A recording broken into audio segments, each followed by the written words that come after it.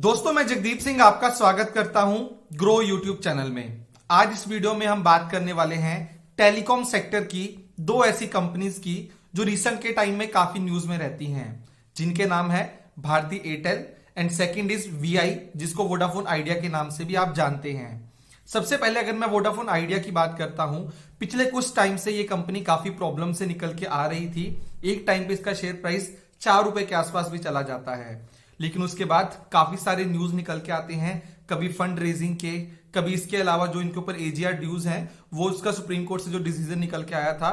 इन सब न्यूज के बावजूद अभी करंटली इसका शेयर प्राइस 10 रुपीज के आसपास ट्रेड कर रहा है। वहीं पे अगर हम बात करते हैं भारती एयरटेल की, तो पिछले कुछ टाइम के अंदर भारती एयरटेल के शेयर प्राइस के अंदर एक अच्छा रिटर्न देखने को मिला था। एक टाइम पे 550 560 के लेवल्स तक भी गया था, लेकिन उसके बाद जब सुप्रीम कोर्ट का न्यूज आया था और उसके बाद कुछ और ऐसी चीजें निकल के सामने आती रही, जिसके बाद इसका शेयर प्राइस एक टाइम पे 400 रुपीज के आसपास चला गया था, लेकिन करंटली इसका शेयर प्राइस 465 रुपीज के ऊपर ट्रेड कर रहा है। अगर हम ओवरऑल टेलीकॉम सेक्टर की बात करें, थोड़ा सा अगर मैं आपको आइडिया देता हूं, तो पिछले कुछ टाइम के अंदर यहां पे काफी ज्यादा हलचल देखने को मिली है, क्योंकि यहां पे पहले बहुत सी कंपनी हुआ करती थी टेलीकॉम सेक्टर के अंदर, लेकिन जब यहां पे जियो की एंट्री हुई, उसके बाद जब एजीआर ड्यूज की बात निकल के सामने आई, तो बहुत सी ऐसी कंपनीज थी, बल्कि मैं बोलूंगा कि मैक्सिमम जो कंपनीज थी सेक्टर की वो सारी बंद हो गई। उसके बाद आज की डेट में 3 ही मेन ऐसे प्लेयर्स बचते हैं जो यहां पे बिजनेस करते हैं। अगर मैं उनके नाम आपको वापस से बताऊं, सबसे पहले रिलायंस जियो, भारती एयरटेल, वोडाफोन आइडिया, जिसको वीआई के नाम से भी अभी जाना जाता है। तो अभी करंटली ये 3 प्लेयर्स हैं। अगर आपको लगता है कि टेलीकॉम सेक्टर आने वाले टाइम में अच्छा परफॉर्म कर सकता है, तो आपके पास ये 3 ही ऑप्शंस है जहां पे आप बेट कर सकते हैं, जहां पे आप इन्वेस्टमेंट कर सकते हैं, अगर आपको टेलीकॉम सेक्टर के अंदर एक्सपोजर लेना है तो। वहां पे भी एक इंटरेस्टिंग चीज ये है कि रिलायंस जियो जो आता है वो रिलायंस इंडस्ट्रीज के अंदर आता है, जिसका शेयर प्राइस सिर्फ जियो की वजह से इंपैक्ट नहीं होता, बल्कि उनके और भी बहुत सारे बिजनेस हैं जिनका रेवेन्यू, प्रॉफिट, बाकी वहां पे कैसे प्रोस्पेक्ट्स हैं, वो उसके शेयर प्राइस को इंपैक्ट करते हैं। तो इसके बाद बच जाती हैं दो ऐसी कंपनीज इस सेक्टर की जहां पे डायरेक्टली आप एक्सपोजर ले सकते हो, जिनका नाम है भारती एयरटेल, वोडाफोन आइडिया। और आज की वीडियो में हम बात करेंगे इन दोनों कंपनीज के बारे में। तो दोस्तों, दोनों कंपनीज को डायरेक्टली कंपेयर करना कहीं ना कहीं जस्टिफिकेशन नहीं होगा, तो मैं ये नहीं बोलूंगा कि मैं दोनों को डायरेक्टली कंपेयर कर रहा हूं, लेकिन हाँ, आज के दिन में हम बात करने वाले हैं दोनों कंपनीज के बारे में, कुछ पैरामीटर्स को कंपेयर करके भी देखेंगे, ताकि शायद हमें कोई एक इंटरेस्टिंग इंसाइट देखने को मिले। दोस्तों, 3-4 पैरामीटर इस इंडस्ट्री के लिए बहुत ज्यादा इंपॉर्टेंट है, जिसके बारे में आपको स्टार्टिंग में बता देता हूं। सबसे पहले और सबसे इंपॉर्टेंट पैरामीटर होता है आरपू का, जो आपको बताता है कि एवरेज रेवेन्यू इस कंपनी को एक सब्सक्राइबर के ऊपर कितना मिलता है, एक यूजर के ऊपर किसी भी कंपनी को टेलीकॉम सेक्टर से कितना रेवेन्यू निकल के आता है, उसको हम बोलते हैं आरपू।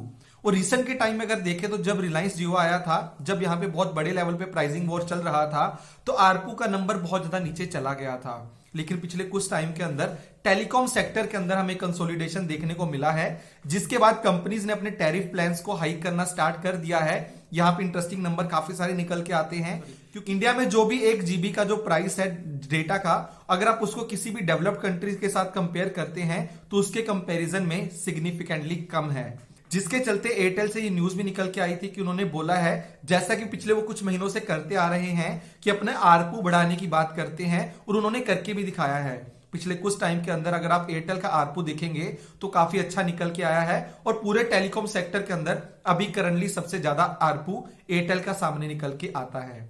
तो यहां पे आरपू एक सबसे इंपॉर्टेंट पैरामीटर होता है जो आपको देखना चाहिए। इसके बाद एक और इंपॉर्टेंट पैरामीटर होता है कि सब्सक्राइबर्स कितने ऐड किए हैं किसी भी कंपनी ने, क्योंकि यहां पे TRAI से डेटा निकल के आता है, जो आपको मंथ ऑन मंथ बताता रहता है कि कितने पिछले मंथ के अंदर जो भी सब्सक्राइबर्स आए थे, कौन सी कंपनी ने कितने सब्सक्राइबर्स को ऐड किया। इसके बाद दोस्तों, एक और इंपॉर्टेंट चीज होती है कि आजकल की जो भी टेलीकॉम कंपनीज हैं, वो डिजिटल सेक्टर में काफी ज्यादा पेनिट्रेट करने का ट्राई कर रही हैं। जैसे कि अगर आप देखेंगे रिलायंस जियो का, उन्होंने काफी अच्छे तरीके से डिजिटल सेक्टर में पेनिट्रेट किया है, वहीं पे एयरटेल भी काफी ज्यादा ट्राई कर रहा है। तो इन सब पैरामीटर्स के बारे में थोड़ा सा डिटेल में बात करते हैं। चलिए दोस्तों, इसके बाद अब बात करते हैं पूरे सेक्टर के रेवेन्यू की। तो यहां पे TRAI का डेटा सामने निकल के आता है, जहां पे उन्होंने बताया कि सेक्टर का रेवेन्यू, ओवरऑल टेलीकॉम सेक्टर का रेवेन्यू पिछले क्वार्टर के अंदर काफी अच्छा इंप्रूव हुआ है। पिछले क्वार्टर का मतलब Q2 ऑफ फाइनेंशियल ईयर 2021। तो अगर हम यहां पे देखेंगे तो ओवरऑल जो रेवेन्यू था टेलीकॉम सेक्टर का वो काफी ज्यादा इंप्रूव हुआ था। कितना इंप्रूव हुआ था अगर हम उसको पिछले क्वार्टर के साथ कंपेयर करते हैं, मतलब कि Q1 के साथ, तो उसके कंपैरिजन में यहां पे 5% का इंप्रूवमेंट देखने को मिलता है। लेकिन दोस्तों अगर आप इस क्वार्टर के रेवेन्यू को पिछले साल के सेम क्वार्टर के रेवेन्यू के साथ कंपेयर करते हैं, यानी कि Q2 ऑफ फाइनेंशियल ईयर 20 के साथ कंपेयर करते हैं, तो उसके कंपैरिजन में पिछले क्वार्टर के अंदर 26% का जंप हमें देखने को मिलता है। लेकिन यहां पे लोग ये भी सोच रहे होंगे कि इनका डिप कब किया था ओवरऑल रेवेन्यू पूरे टेलीकॉम सेक्टर का। तो दोस्तों अगर हम डिप की बात करते हैं तो Q4 ऑफ फाइनेंशियल ईयर 2019 एक ऐसा क्वार्टर था जहां पे टेलीकॉम सेक्टर ने सबसे कम रेवेन्यू कमाया था। तो यहां पे जो हम रेवेन्यू की बात कर रहे हैं, पूरे टेलीकॉम सेक्टर के रेवेन्यू की बात कर रहे हैं, तो Q4 ऑफ फाइनेंशियल ईयर 19 एक ऐसा टाइम था जब जियो का एंट्री हुआ था। एंट्री होने के बाद यहाँ पे प्राइसिंग वॉर चल रहा था, तो सभी ने अपने टैरिफ को बहुत ज्यादा कम कर दिया था, जिसके बाद देखा गया था कि पूरे जो टेलीकॉम सेक्टर की अर्निंग थी वो बहुत ज्यादा नीचे चली गई थी। अगर हम उस डिप से लेके पिछले क्वार्टर के टोटल रेवेन्यू को कंपेयर करते हैं तो यहाँ पे 33% का इंप्रूवमेंट हमें देखने को मिलता है। मतलब कि बहुत अच्छा इंप्रूवमेंट हुआ है ओवरऑल रेवेन्यू के अंदर अगर हम टेलीकॉम सेक्टर की बात करते हैं तो। अब दोस्तों बात करते हैं कि अगर पूरा सेक्टर 100 रुपीज का रेवेन्यू बनाता है तो उसके अंदर वोडाफोन आइडिया का कितना शेयर है, एयरटेल का कितना शेयर है, और आपको मैं आइडिया देने के लिए रिलायंस जियो के बारे में भी बता दूंगा। तो यहां पे अगर हम बात करते हैं कि अगर पूरा टेलीकॉम सेक्टर 100 रुपीज की अर्निंग करता है तो सबसे बड़ा रेवेन्यू के अंदर मार्केट शेयर रिलायंस जियो का है जो कि 38% का है। इसके बाद दोस्तों अगर हम बात करते हैं एयरटेल की, तो एयरटेल का जो रेवेन्यू मार्केट शेयर है वो 32% के आसपास का है, जो इसको सेकंड रैंक पे लाके खड़ा कर देता है। तो दोस्तों सबसे पहले नंबर पे रिलायंस जियो का revenue market share 38%, second number पे एयरटेल का जो रेवेन्यू मार्केट शेयर है वो 32% का है।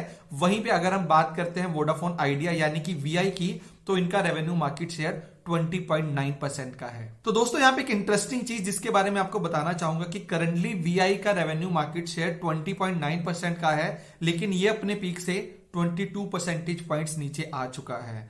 मतलब कि जब पीक पे था तो इनका रेवेन्यू मार्केट शेयर 40% से भी ज्यादा हुआ करता था, जो अभी कम होके 20.9% का हो गया है। तो दोस्तों अगर हम तीनों कंपनीज के मार्केट शेयर को ऐड करके देखते हैं तो पूरे टेलीकॉम सेक्टर के रेवेन्यू में से 91% का मार्केट शेयर सिर्फ ये तीन कंपनीज का ही है।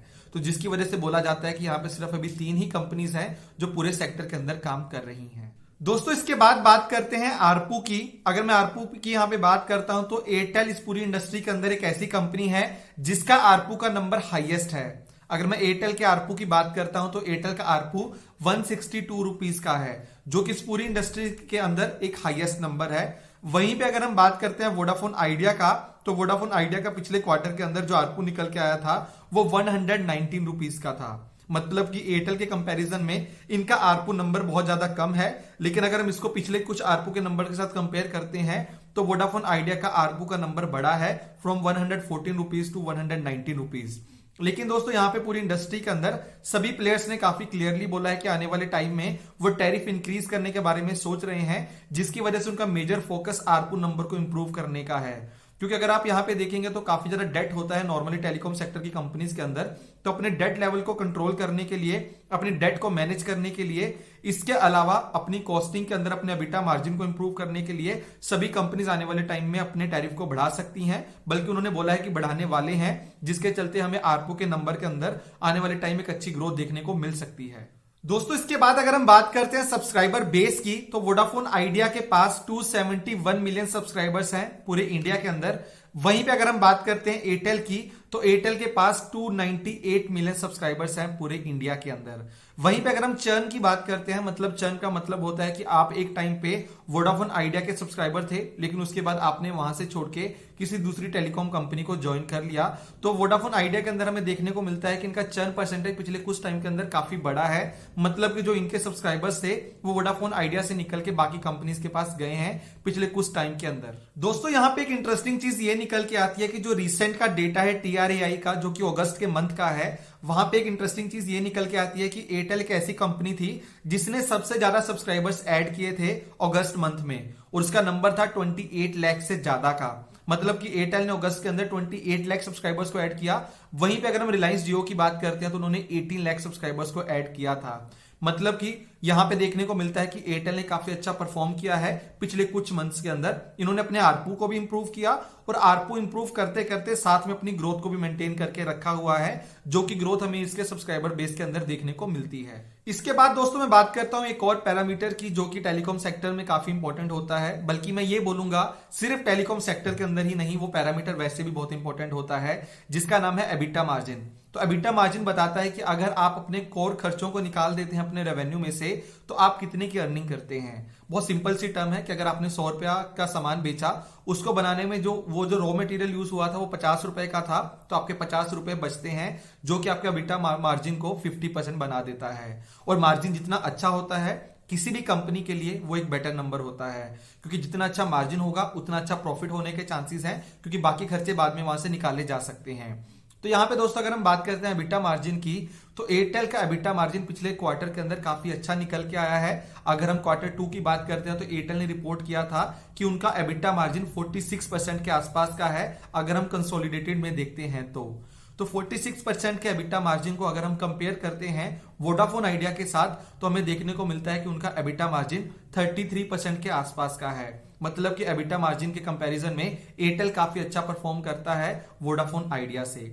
तो दोस्तों जब एबिटा मार्जिन की बात हुई है, तो कोई भी कंपनी अपने एबिटा मार्जिन को, एबिटा मार्जिन की बात करें, नेट प्रॉफिट मार्जिन की बात करें, अपने मार्जिन को इंप्रूव कैसे कर सकती है, अपनी कॉस्ट को ऑप्टिमाइज करके, अपनी कॉस्ट को कम करके, जिसके चलते वोडाफोन आइडिया ने काफी क्लियरली बताया है अपनी रिलीजेस के अंदर कि वो काफी सारे इनिशिएटिव्स ले रहे हैं, जिसके चलते वो अपनी कॉस्ट को कम कर सके।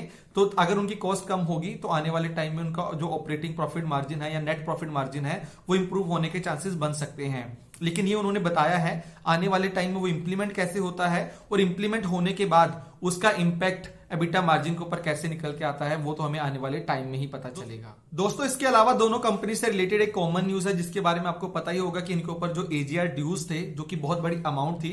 तो दोस्तों यहाँ पे सुप्रीम कोर्ट ने बोला है कि अगले 10 साल के अंदर वो अपने एजीआर ड्यूज को इंस्टॉलमेंट के अंदर पे कर सकते हैं, जिसके बाद एक अच्छी रिलीफ माना जाता था इन दोनों कंपनीज के ऊपर। वहीं पे अगर हम वोडाफोन आइडिया की बात करते हैं तो इनके ऊपर डेट लेवल बहुत ज्यादा है, मतलब कि 1 लाख करोड़ के आसपास का टोटल डेट लेवल है, जिसको कम करने के लिए कंपनी काफी ट्राई कर रही है। जहां पे रिसेंट में उन्होंने अपने थोड़े स्टेक भी सेल किए थे। तो दोस्तों यहाँ पे वोडाफोन आइडिया ट्राई कर रही है अलग अलग सोर्सेज से फंडिंग की, ताकि फंडिंग लाके जो भी कैपिटल रिक्वायरमेंट है उसको पूरा किया जा सके।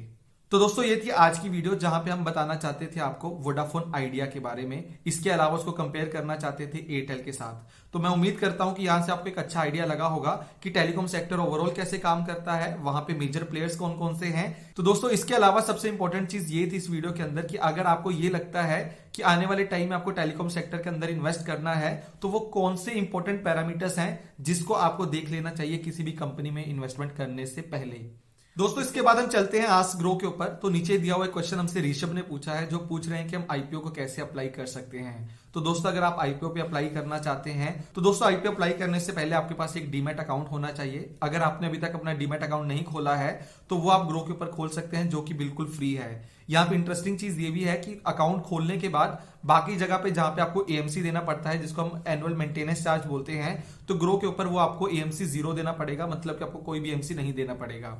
इसके बाद अगर हम बात करते हैं आईपीओ की, तो अकाउंट ओपन करने के बाद आप ग्रो की वेबसाइट पे आ सकते हैं। वहां पे एक आईपीओ का सेक्शन है, जहां पे क्लिक करेंगे तो आपको दिख जाएगा कि कौन कौन से ओपन आईपीओज हैं।